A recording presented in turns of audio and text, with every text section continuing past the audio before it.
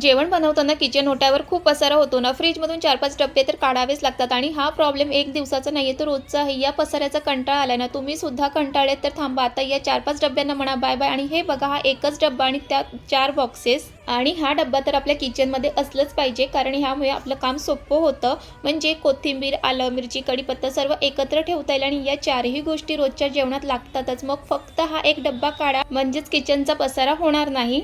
आणि तुम्ही इथे पाहू शकतात की 4-5 डब्यामुळे जो पसारा व्हायचा तोही होणार नाही. आणि एक महत्त्वाचं की यावर by one get one free offer आहे. या डब्यासोबत तुम्हाला 4 छोटे स्पूनसुद्धा मिळते.